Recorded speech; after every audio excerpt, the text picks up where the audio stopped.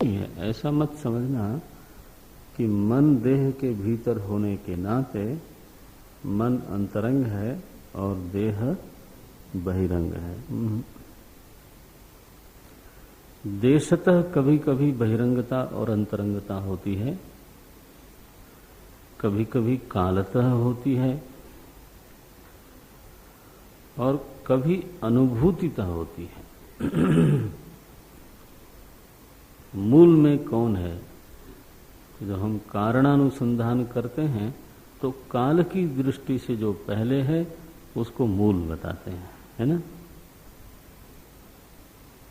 कारण हमेशा कार्य के पहले होता है, देश में नहीं, काल में। है? पहले शब्द का प्रयोग आप काल में भी करते हो, देश में भी करते हो। अब जैसे देश में करना होगा तो कैसा बोलेंगे? आप पहले हो, फिर ये दूसरे हैं, फिर ये तीसरे हैं, फिर ये चौथे हैं। पहले शब्द का प्रयोग किया देश की दृष्टि से, है ना। लेकिन काल की दृष्टि से तो बोलेंगे कि इसके पहले एक वंश था। अब देखो, ये तो देश नहीं रहा ना उसमें, अब क्या आया? काल आ गया। उसके पहले एक वंश था, उसके पहले एक वंश था। तो ये पहला जो शब्द आप बोलते हो वो देश में भी और काल में भी, दोनों में ही बोला जाता है। और अनुभूतितः भी देश काल की बात की, अंतरंग बहिरंग की बात की जाती है। उसमें अवस्था का विवेक करना चाहिए। जब जागृति होती है तो अनुभूति की प्रक्रिया में प्रथम अनुभूति किसकी, इस पर ध्यान दें। वो हमेशा अंतरंग होगा। लय की प्रक्रिया में सबसे अंत में जो अवशिष्ट है वो सबसे भीतरी है, सबसे अंतरंग है ना। देखो, जब घर में मेहमान आते हैं तो जो बाहरी लोग बोलते हैं ये लोग बाहरी हैं। अब तुम्हारे घर में ही बैठे हैं, बाहरी किधर से? जैसे और लोग बैठे हैं वैसे ही ये लोग भी बैठे हैं। बाहरी आदमी है। बाहरी आदमी माने अब किस दृष्टि से बाहरी कहा?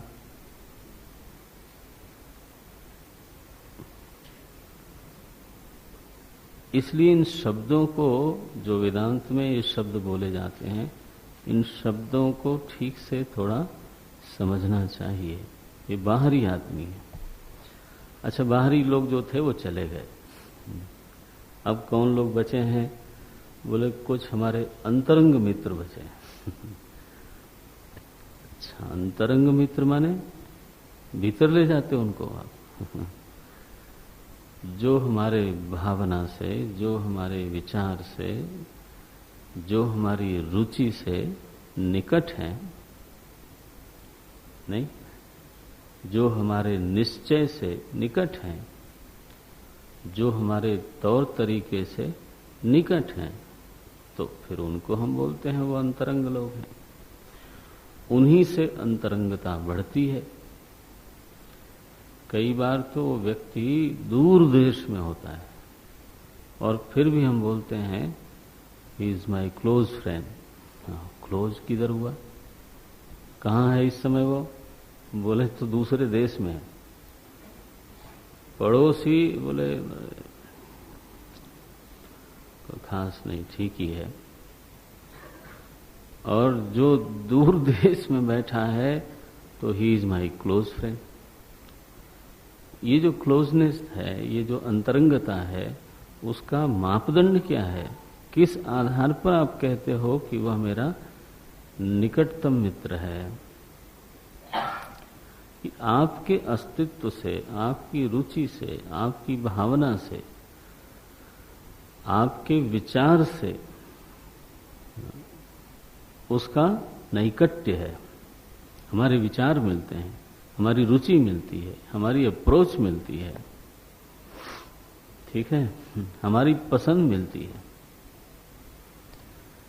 यह अंतरंग और बहिरंग का विवेक थोड़ा साफ करना चाहिए।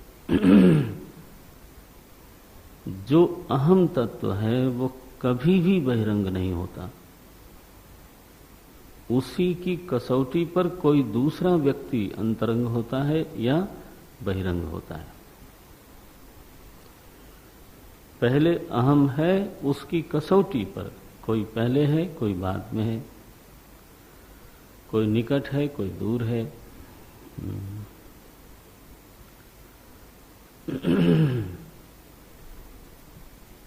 ठीक है, कोई आगे है, कोई पीछे है। मूल कसौटी है अहम।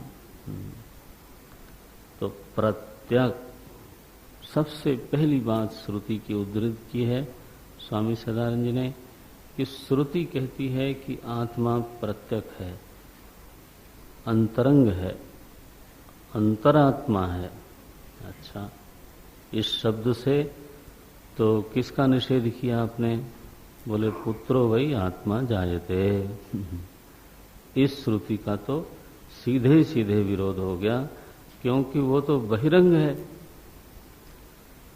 और आत्मा के बारे में श्रुति ने कहा वह प्रत्यक है।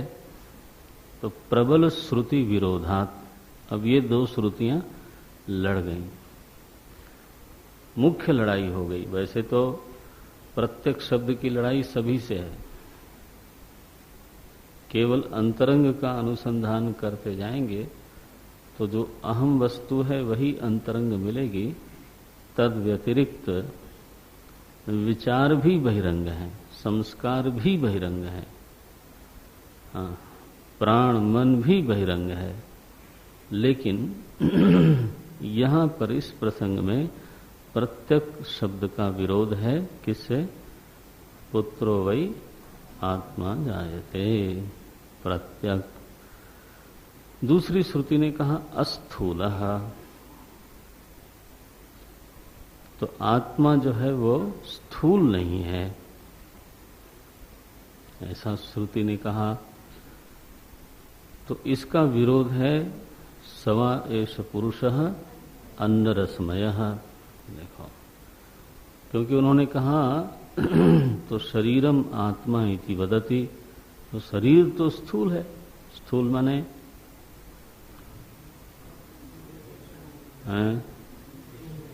पांचों इंद्रियों का विषय बन रहा है।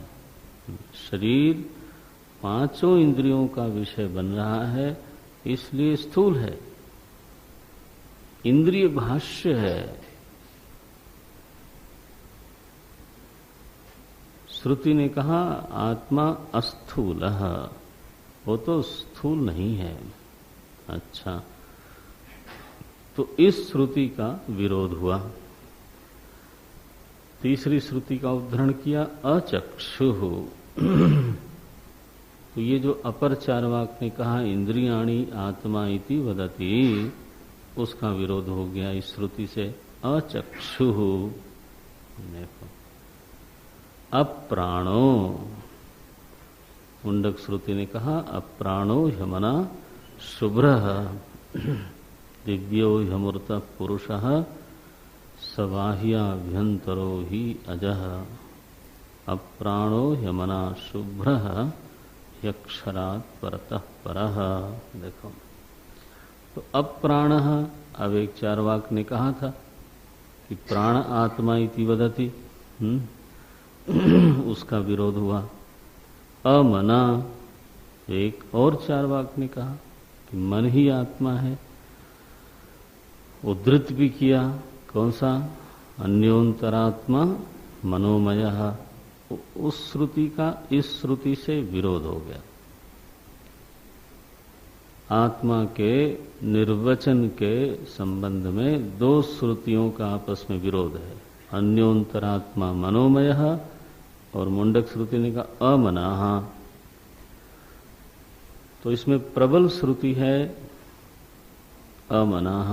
देखो, अप्राणो ही अमनाः अकर्ता।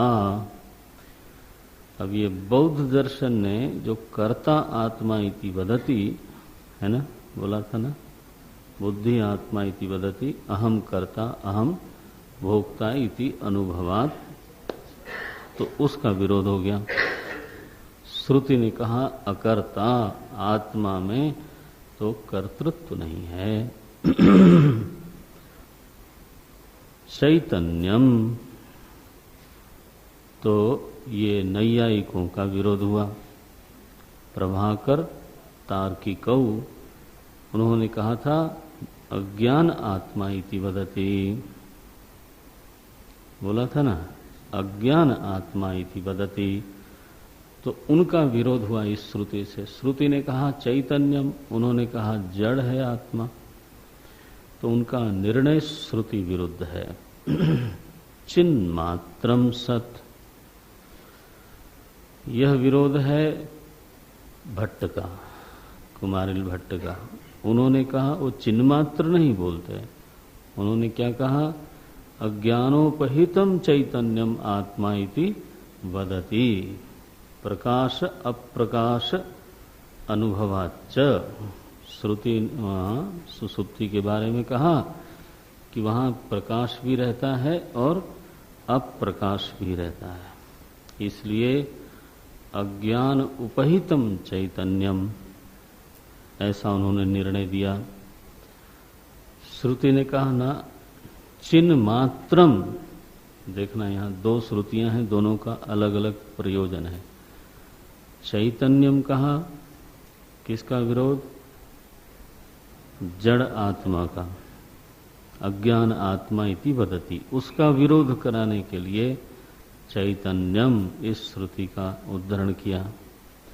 और चिन्ह मात्रम, मात्रम उपहितम नहीं, चिन्ह मात्रम, ये भाट्ट मत का विरोध करने के लिए चिन्ह मात्रम। और अंतिम था बौद्ध दर्शन, जिसमें कहा गया शून्यमात्मेति वदति, तो श्रुति का उदाहरण दिया सत इत्यादि। सत शून्य, उन्होंने कहा था असदेव मिदमग्र आसीत, इस श्रुति का उदाहरण दिया था अपर बौद्ध ने, उसका विरोध करने वाली श्रुति यहां पर उद्धृत कर दी। कौन सी? सत इत्यादि। सदैव सौम्येदमग्र आसीत नान्यत किंचन मिषत एकमेवाद्वितीयम इत्यादि। असत एव इदमग्र आसीत जब शब्द बोला जाता है तो वह जगत के अभाव का सूचक है, कारण के अभाव का सूचक नहीं है। वह श्रुति जब आप पढ़ेंगे तैत्तिरीय में तो आपको साफ हो जाएगा।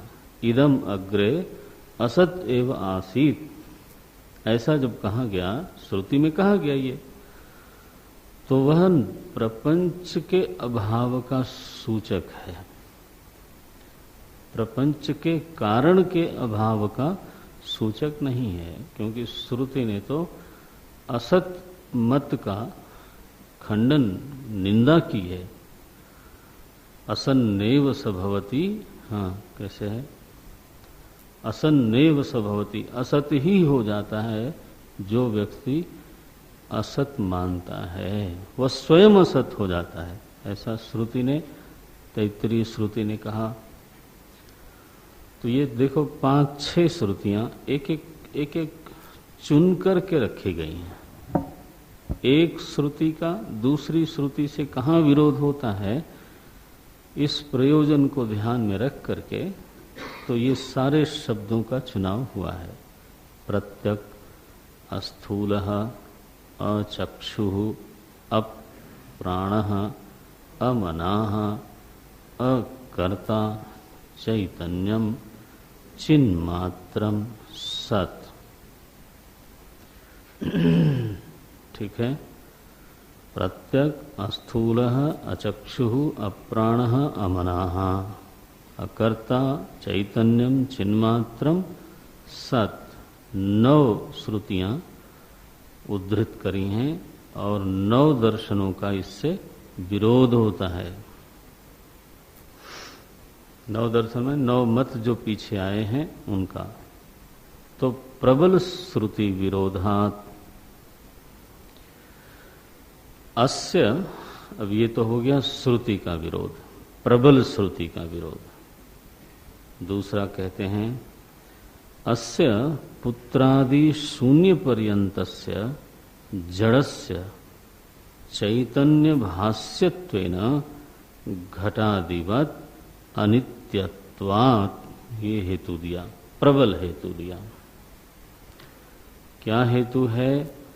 तो बोले ये पुत्र से लेकर के शून्यात्मवादी तक जिन लोगों ने जो जो जिस जिस प्रकार से आत्मा का निरूपण किया है वो तो दृश्य कोटि में आने वाली चीजें हैं। पुत्रादि शून्य पर्यंतस्य जड़स्य, वो क्या है? बोले वो जड़ हैं। जड़स्य चैतन्य भाष्यत्वेन, तो पुत्र भी दृश्य कोटि में आता है, देह भी दृश्य कोटि में आता है, इंद्रियां भी दृश्य कोटि में आती हैं, प्राण भी दृश्य कोटि में आता है, मन भी, बुद्धि भी, और सुषुप्ति जो अभाव की बात की जाती है वह अभावानुभूति भी अनुभव का विषय है, और जो प्रकाश अप्रकाश का मिलित रूप है वह भी अनुभव का विषय है, और समाहित अवस्था में जो वृत्ति निरोध से शून्यत्व की कदाचित प्रतीति होती है वह भी अनुभव का विषय है। चैतन्य भाष्यत्वेन, जो दृश्य हो जाता है वह जड़ है, ऐसा नियम है। यद दृश्यम तत् जड़म, यह नियम बिल्कुल सिद्ध है। हाँ, जो दृश्य कोटि में आया वह अवभाष्य होता है, स्वयं विभाति यह लक्षण उसमें नहीं होता। चेतन का लक्षण है स्वयं विभाति, जो स्वयं प्रकाश रूप है उसको चेतन कहते हैं। स्वयं प्रकाश जो सत्ता है वो कभी भी किसी का दृश्य नहीं बनती। दृगेव न तो दृश्यते। देखो, तो हम दूसरे के देह को देखते हैं, बोलते हैं कि जीवित व्यक्ति है, आप उसको जड़ कैसे बोलते हो? जिसको आप देखते हो वो तो जड़ ही है। शरीर देखते हो ना, दूसरे व्यक्ति को कहाँ देखते हो? तो शरीर तो उसका जड़ ही है, चाहे आपका शरीर हो चाहे दूसरे का शरीर हो। इस नियम को आप जांच लेना, तोड़ मरोड़ के देख लेना, प्रयोग करके देख लेना। जहां दृश्यत्व होगा वहां जड़त्व भी अवश्य होगा ही। ऐसा इसका उल्टा भी कर लो, जहां साक्षित्व है वहां चेतनत्व है। बिल्कुल, यद दृश्यम तत् जड़म, तो आप नियम उल्टा बना लो, यद दृष्टा तत् चेतनम एव। तो जड़त्वेन, क्यों जड़ कहा इसको? भाष्यत्वेन, चैतन्य भाष्यत्वेन। अच्छा ठीक है, तो दृश्य होने से उसमें जड़ता आई। जड़ता भी रहे तो क्या हरज है? बोले नहीं, फिर वह घटादिवत अनित्यत्वात्, फिर वह दृश्य होते ही जैसे घट आदि का धर्म है वैसा ही प्रत्येक दृश्य का धर्म है। घट का दृश्य धर्म है कि वह अनित्य है। यह धर्म सामान्य सभी दृश्यों में प्राप्त होता है। ऐसा कोई भी दृश्य नहीं है जिसमें अनित्यता का दोष न लगा हो। घटादिवत अनित्यत्वात्, इसलिए यद दृश्यम तज्जड़म तन नश्यम। अगला सूत्र क्या है? तन नश्यम। और इसलिए विरक्त के लिए तद हेयम, उसके आगे सूत्र बोलते हैं तद हेयम। हेयम माने अब उसको तो नित्यत्व की कामना है, वह अनित्य से तो विरक्त हुआ है। नास्ति अकृतः कृतेन निर्वेदम आयात। जो परम का जिज्ञासु है वह तो अनित्यता से ही ऊबा हुआ है, तो उसको वही चीज अगर दी जाए जिसमें अनित्यता का दोष लगा हुआ है तो कहेगा ये हमारे काम की चीज नहीं है। तो ऐसा सूत्र बनता है, यदृश्यम तज्जड़म तन्नश्यम तदहेयम। बस किम उपादेयम तदा दृष्टा मात्रमेव, यत् न दृश्यम तदेव उपादेयम। ऐसा नियम पक्का हो गया। तो बोलते हैं अनित्यत्वात्, ये तो हेतु दिया। अब अनुभूति क्या है? तो बोले विद्वत अनुभव प्राबल्याच्च। तो ये जो अनुभव है, पुत्र आत्मा है, प्राण आत्मा है, मन आत्मा है, देह आत्मा है, तो बुद्धि आत्मा है, इत्यादि इत्यादि, यह अनुभव मूर्ख लोगों का है, अविद्वत अनुभव है, कम विचार करने वालों का अनुभव है, प्रमाण रहित लोगों का अनुभव है। अनुभव में भी निर्बलता और प्रबलता का विवेक करना पड़ेगा। अनुभूति मेरी है और तुम्हारी भी है, दोनों की अनुभूति है, तो दोनों बराबर तो नहीं हो सकती। अनुभव करने वाला कौन है? बोले विद्वत अनुभव। विद्वत का अनुभव क्या है? अहम ब्रह्म इति, ये उसका अनुभव है। वाह वाह। रमण महर्षि का ऐसा अनुभव होगा, गुरुदेव का ऐसा अनुभव होगा, तपोवन जी महाराज का ऐसा अनुभव होगा, भगवान शंकराचार्य का ऐसा अनुभव होगा। देखो महापुरुष लोग जो सृष्टि के आभूषण की तरह इस सृष्टि में आए, जिनका जीवन निर्मल, जिसका विचार निर्मल, जिसके संस्कार निर्मल, जिसका सत्व गुण निर्मल हुआ है, जिसका प्रमाण निर्दोष है, ऐसे जो विद्वान लोग हैं, होश में रहने वाले लोग, उनकी अनुभूति निश्चित रूप से प्रबल मानी जाएगी उस आदमी की अपेक्षा से जिसका आचार में दोष है, जिसके फिर विचार में दोष है, फिर उसका सत्व सब सॉरी जिसके सत्व में दोष है, कदाचित तमस की प्रधानता रहती है, कदाचित रजस की प्रधानता रहती है। तो अनुभव करने वाला अगर सदोष है ना, प्रमाण रहित है, गोस्वामी जी ने लिख दिया तो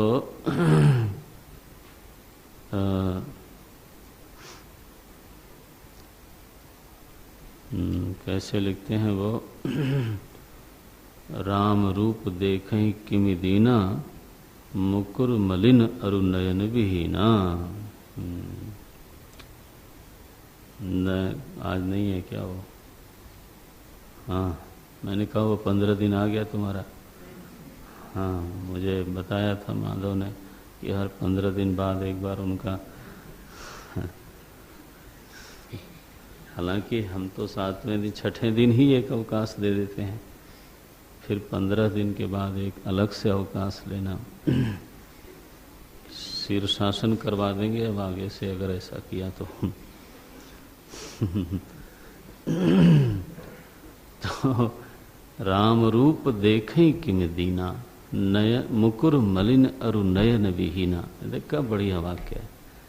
मुकुर माने अंतःकरण, जिस दर्पण में हमको देखना है वो मलिन है, मुकुर मलिन। अच्छा, एक तो पहले ही दर्पण मलिन है और उसके सामने खड़े हुए जनाब कौन? अंधे, नयन विहीना, आंख नहीं है और दर्पण मलिन है, तो कहां से प्रतिबिंब दिखेगा? राम रूप देखें किम दीना, इसी को दीन कहा गोस्वामी जी। प्रमाण रहित है, नयन रहित माने क्या? प्रमाण रहित है और अंतःकरण सदोष है। दोनों दोष बने हुए हैं। ऐसा व्यक्ति कुछ भी अनुभव करे, उसकी अनुभूति निर्बल मानी जाती है। एक आदमी गुस्से में आया और उसको लगा कि हमारे माता पिता ही दुश्मन हैं, ऐसी उसकी अनुभूति है। वाह,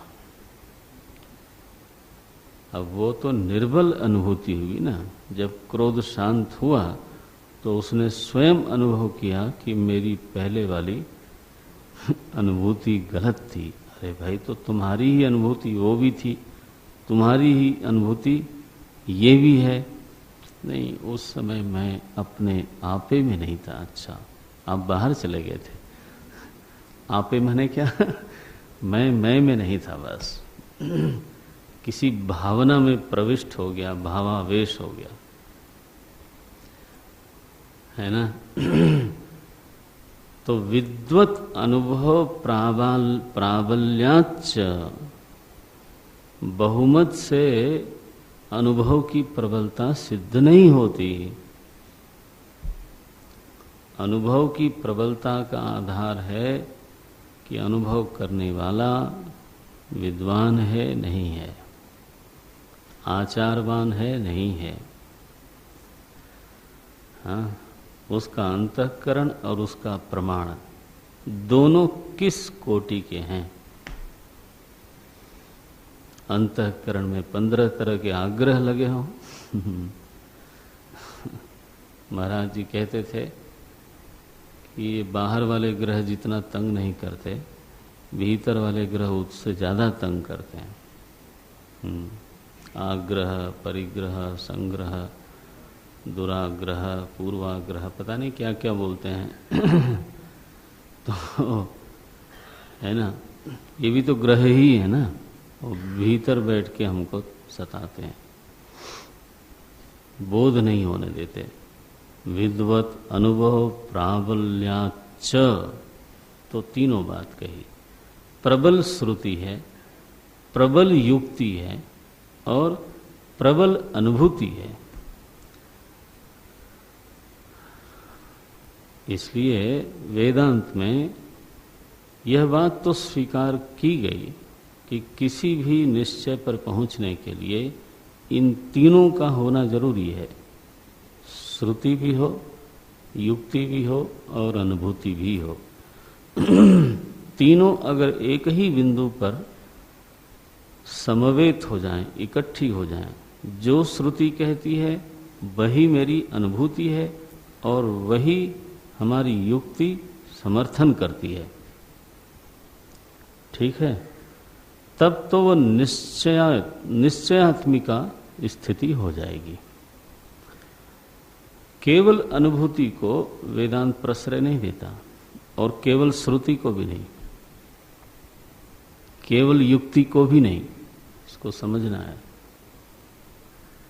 इसलिए जितने भी मत आए, सभी मतों के साथ ये तीनों बात लगाई गई, श्रुति, युक्ति और अनुभूति।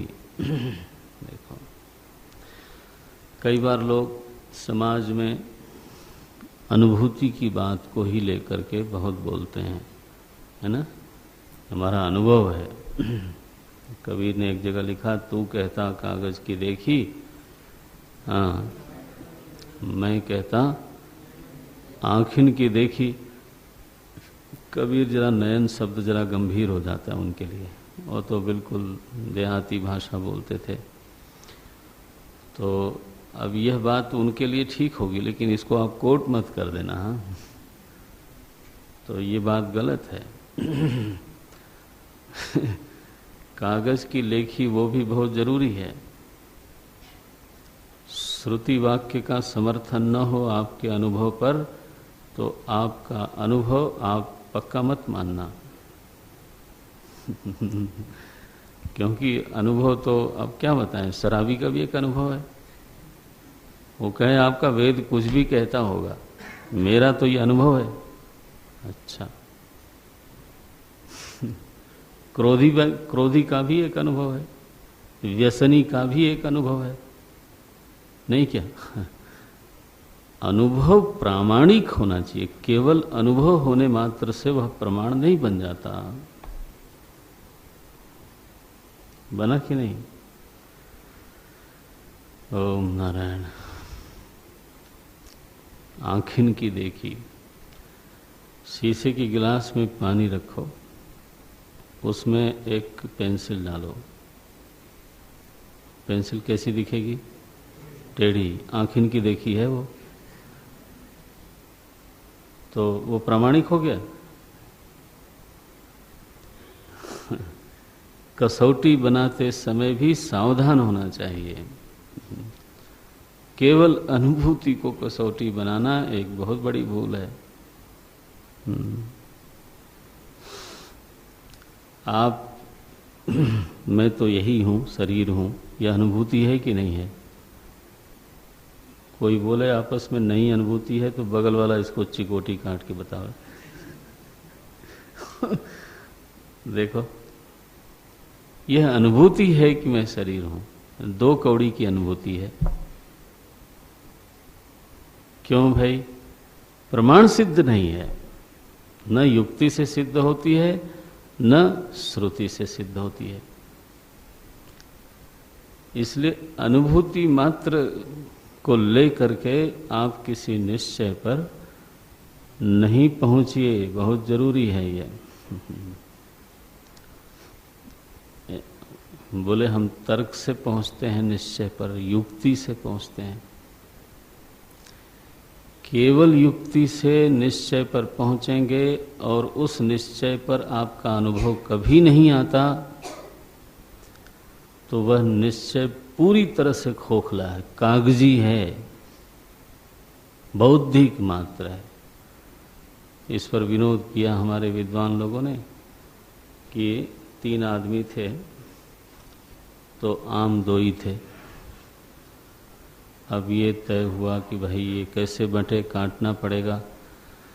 तो एक सज्जन तर्क पढ़ के आए थे, तो उन्होंने कहा मैं तो इसको 4 सिद्ध कर दूं, 3 की क्या बात है, मैं इसी 2 आम को 4 सिद्ध करूंगा।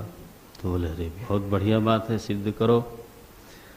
तो उन्होंने तर्क की पृष्ठभूमि बनानी शुरू करी और 2 आम को उन्होंने 4 आम सिद्ध किया।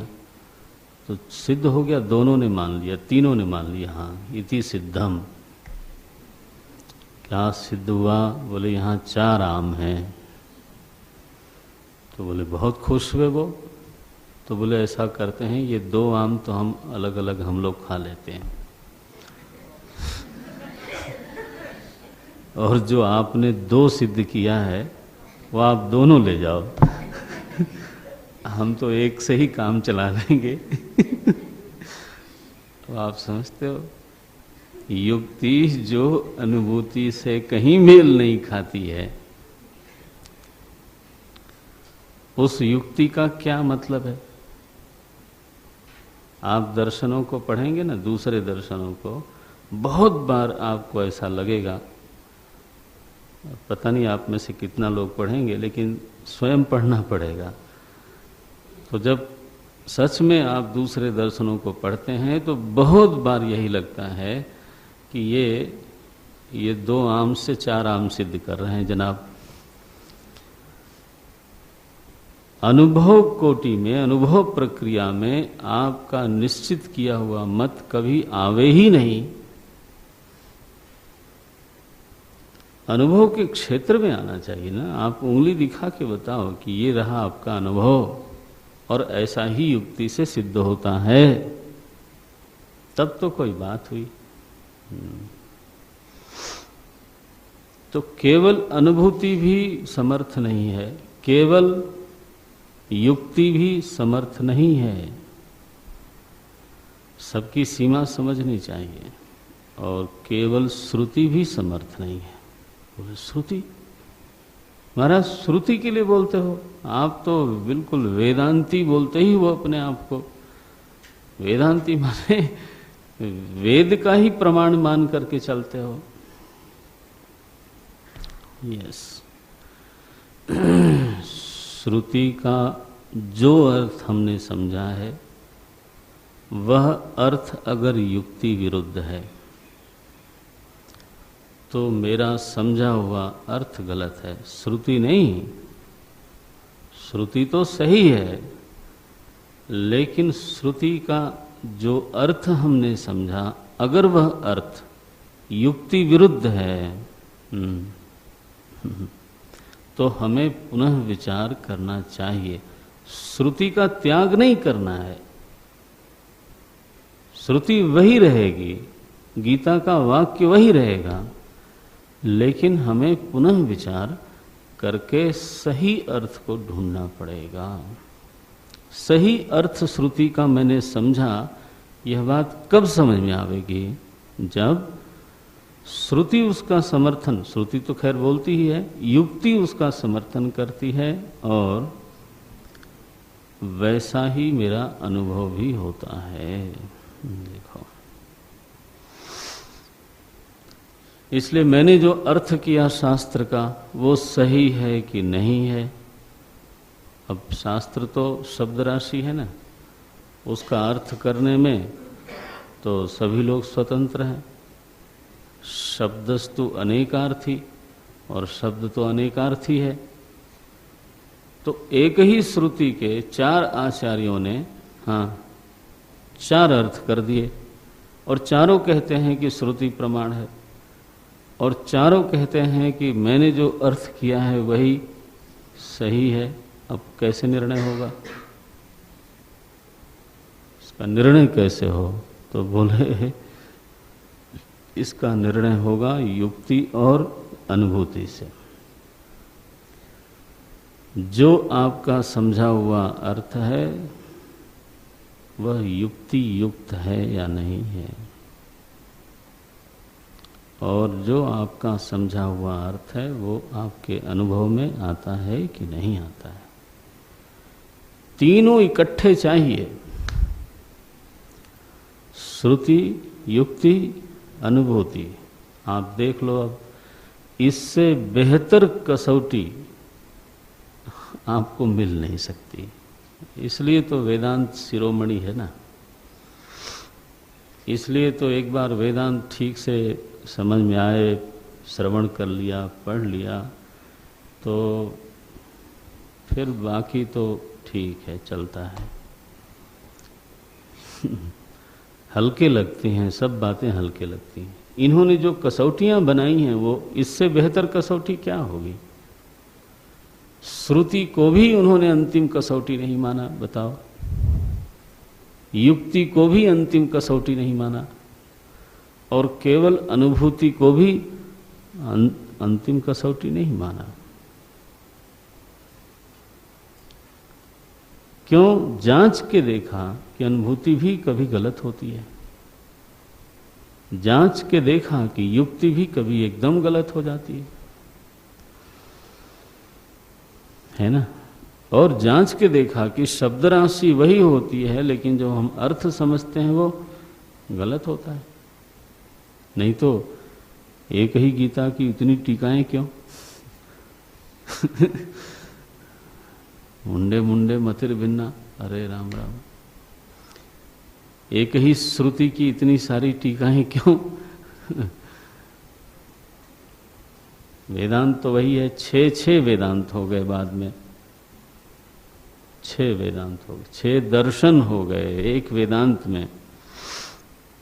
अद्वैत दर्शन, विशिष्टाद्वैत दर्शन, द्वैत दर्शन, द्वैताद्वैत दर्शन, ब्रह्माद्वैत दर्शन, शिवाद्वैत दर्शन, ये सारे दर्शन हैं। एक ब्रह्म सूत्र है, उस पर तो 7-8 भाष्य हैं। टीकाओं की बात छोड़िए। बोलो आप। इसलिए तीनों की जरूरत है और आचार्य ने सभी दर्शनों में श्रुति, युक्ति और अनुभूति दिखाई। और अब बोलते हैं इन तीनों के होने के बावजूद एक और चीज जोड़नी है। क्या है? बोले आपकी श्रुति प्रबल है कि नहीं बना, आपकी युक्ति प्रबल है कि नहीं, और आपकी अनुभूति प्रबल है कि नहीं। बस प्राबल्यात। नहीं तो चार्वाक कहेगा मेरी भी कसौटी वही है, श्रुति भी मैंने कोट करा, युक्ति भी दी और अनुभूति भी बताई, तो मेरी भी कसौटी वही है। तो बोले हाँ कसौटी तो वही है, लेकिन आपका निर्बल है। विद्वत अनुभव प्राबल्याच्च। कल मैं दृष्टांत दे रहा था कि गांव में 1, 2, 4 लोग प्रबुद्ध होते हैं तो सारा गांव उनकी बात को मानता है ना? क्यों मानता है? विद्वत तो विद्वान है, अधिक परिपक्व हैं, अधिक समझदार हैं, बस तटस्थ हैं, तो उनकी बात को तो हजारों लोग मानते हैं। उनका अनुभव उसके विरुद्ध भी हो सकता है तो भी। तो अनुभव की प्रबलता तो अनुभव करने वाले में निहित है। वो कौन है, किस स्थिति में उसने अनुभव किया, किस प्रमाण से अनुभव किया, तो इस पर निर्भर करता है। विद्वत अनुभव प्राबल्याच्च तत् श्रुति युक्ति अनुभव। देखो तीनों को जोड़ा, तत् श्रुति युक्ति अनुभव आभासानाम बाधितत्वात् अपि। ये तो श्रुत्याभास था, युक्त्याभास था, अनुभूत्याभास था। वह आभास प्रबल श्रुति युक्ति अनुभूति से बाधित हो गया। इसलिए बाधितत्वादपि पुत्रादि शून्य पर्यंतम अखिलम अनात्मा एव। इस बाधित होने के नाते जो निर्णय हुआ था पुत्र आत्मा, शून्य आत्मा, बुद्धि आत्मा, वो सभी का सभी क्या है? अखिलम अनात्मा एव न तु आत्मा। पुत्रादि शून्य पर्यंतम अखिलम अनात्मा एव। अतः तत्तत् भाषकम, उन सभी का जो भाषक है, अवभाषक है, दृष्टा है, कैसा है वो? नित्य शुद्ध। शुद्ध माने अद्वितीय होता है। वैसे तो असंग भी होता है, निरवय, निरंश, क्योंकि दो चीजों के मेल से ही अशुद्धि पैदा होती है। हाँ, मेल हुआ तो अशुद्धि हो गई। तो शुद्ध दूध जो है वो केवल दुग्ध मात्र होना चाहिए। उसमें आप चीनी मिला दो या और कुछ मिला दो तो वो अधिक शुद्ध हो जाएगा, ऐसा नहीं है। तब वो अशुद्ध ही होना है उसको। सोने में कोई और चीज मिला दो, चांदी में सोना मिला दो तो चांदी अशुद्ध हो जाएगी। चांदी और अधिक शुद्ध नहीं होने वाली है।